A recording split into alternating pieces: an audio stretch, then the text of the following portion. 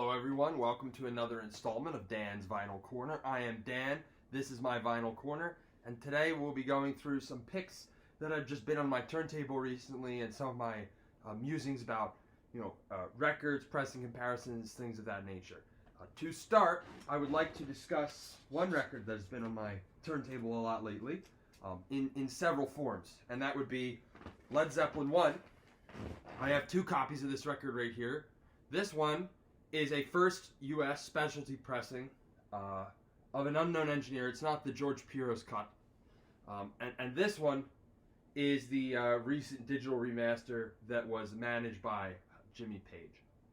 Now, of course, it goes without saying that in the end it's about the music, and the music on this album, whatever cut of it you listen to, is great. Dazed and Confused, Communication Breakdown, Black Mountain Side, which is very nice jam they do, great playing, and my personal favorite, You Shook Me.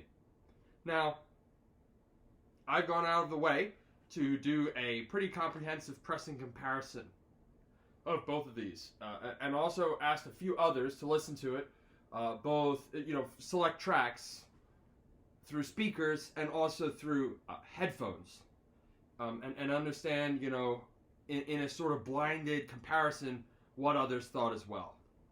And there was a consensus, and I had wanted to listen to this for a number of times and make sure I was getting it right before I go on record saying this, but there was a consensus that the new digital cut actually did sound better on this album.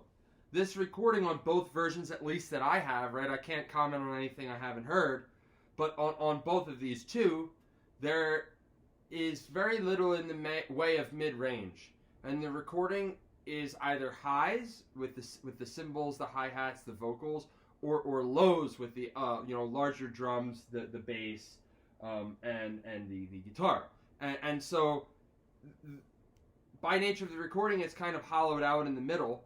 I thought that the main difference between these two copies was that this used, of course, quieter vinyl for a record in the same condition, and there was a better stereo image and sound stage and separation of the instruments. Maybe on this pressing you got a little bit more detail in the guitar, a little bit more mid-range and warmth, and a bit more of that analog sound that fills the room.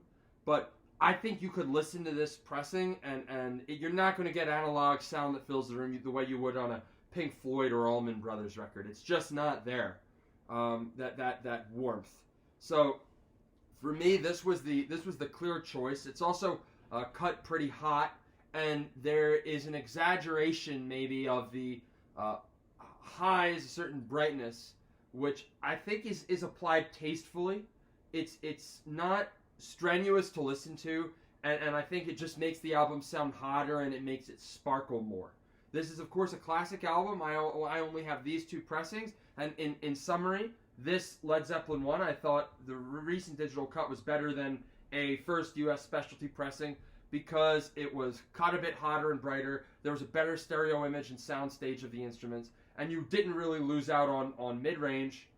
There was also quieter vinyl. So let me know your thoughts in the comments. I think with this one, I'm happy to see if there's another version that may be better, that is actually around and accessible, as my quest for the ultimate copy of this record continues. All right, moving on. Another one I've been listening to a fair amount recently is the Rolling Stones' Goat's Head Soup. This is the first UK pressing with the original inserts. You're going to get Dancing with Mr. D, and also my personal favorite song on this album, Winter. This one was recorded at a studio in Jamaica, which is not known for getting particularly good sonics. So Keith Richards, as I understand it, liked his recordings to be a bit dirty, and this is probably considered to be, the best sounding version of the album from what I could tell, researching it. I was reluctant to go with the new Abbey Road half-speed master, given that the album had been completely remixed, and this is probably closer to what the artist had originally signed off on. of course. So, yeah, just an excellent Rolling Stones album, and one I've only had on a CD for a while. So it's been nice to have it on vinyl in the first UK and be listening to that. Another one that's not new to my collection, but I've just been listening to more recently is the Beatles' White Album, self-titled. This is the 50th anniversary edition, which is a half-speed master from Abbey Road. And this is a really great sounding stereo pressing of this album. You're going to hear all of the detail, the highs, the lows, the bass, the vocals, great separation of the instruments and sound stage, and it's really tastefully done also for the experimental songs in this album, such as Honey Pie or Revolution 9. I think this is some of the Beatles' finest work as sort of an art pop album. There are so many great tracks, and it really is an enveloping listen from beginning back to USSR until the end with Revolution 9 and everything in between. So, absolutely great listen, and highly recommend this particular version of the album if you're on the fence or don't own it already. Another one I've been listening to, probably one of my favorite albums that I listen to most frequently. I sort of have done a little upgrade here. Instead of having the DMM, I now have a first US of the Allman Brothers Band on Atco Records. And this one is in absolutely gorgeous shape. It's got the famous photo of the Allman Brothers inside. And you get, Whipping Post, Dreams. It's Not My Cross to Bear. This is, truly an amazing album from beginning to end. And I highly recommend, if you don't own this, to pick it up. I would say this one is, of course, not going to be as accessible as the DMM that is out.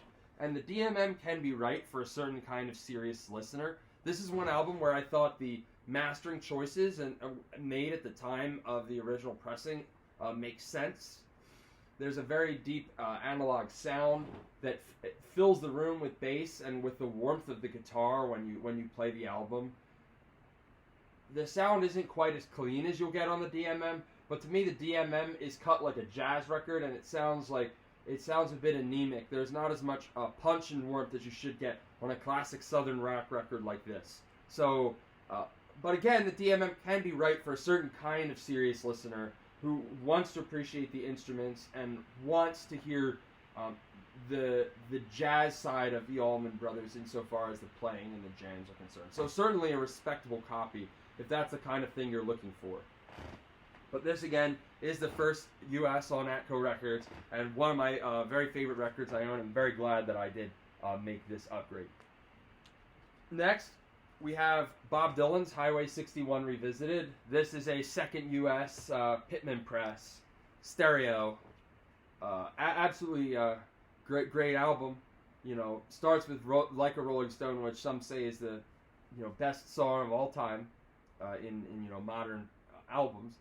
You're going to get From a Buick 6. This one is a 2B1J, so it will have the usual version of From a Buick 6.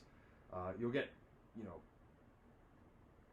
Queen Jane approximately, just like Tom Thumb's Blues, which is my personal favorite, and then of course goes out with that, expansive ballad, Desolation Row. This is a early stereo version of the album, so it's going to be cut a bit hotter.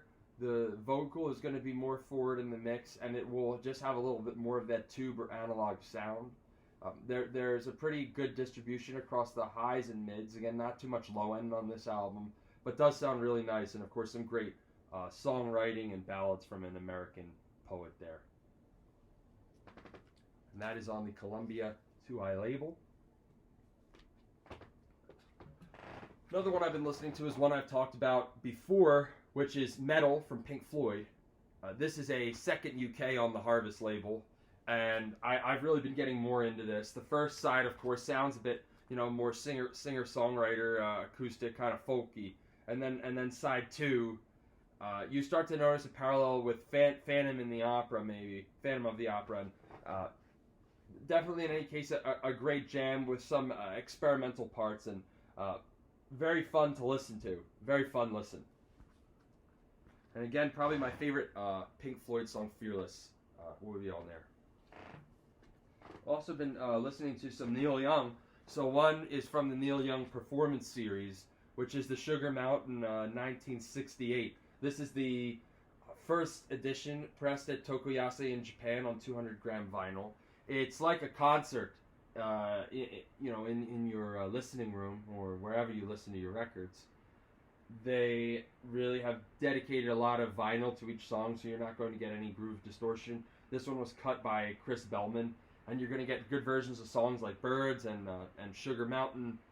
Also some deeper cuts in his collection that I'm still becoming familiar with, and lots of chatting from Neil Young as well about his 1934 Bentley and how he used to work at a bookstore and all different things. So absolutely great live recording, and one that I'm very excited to have in the collection.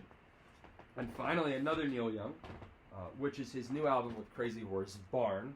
This is just the standard issue release, and I would say Canerican on this is a very good song and reminds of some of the earlier, work with Crazy Horse. He's talking about social change in the U.S. and himself becoming an American over time. You have Song of the Seasons, which is maybe a little bit more of a modern, attempt at a modern song from Neil Young. Overall, I thought this is one of definitely the better albums that has come out by Neil Young that was released in the past 20 years from what I've heard. And probably the best that he's recorded since Harvest Moon. Probably Homegrown was better, but of course that's an archived album, so I would say this is also audiophile mastering, which is again done by Chris Bellman, and it's cut from a tape. So, Neil Young, he still walks the earth, and he's still releasing albums the old way. So I would say this was one that's definitely worth picking up and listening to. Tumbling Through the Years Without Your Love, that was another great song on this. Just a wonderfully recorded album with some of that classic Crazy Horse swagger behind Neil Young's voice, which sounds the same as it ever did. That is all we have for today, so thanks very much for watching. Let me know your thoughts. Are there any other Neil Young albums that are your favorites? Or, what are the best pressings of Led Zeppelin 1 that you recommend listening to? So thanks very much, and until next time.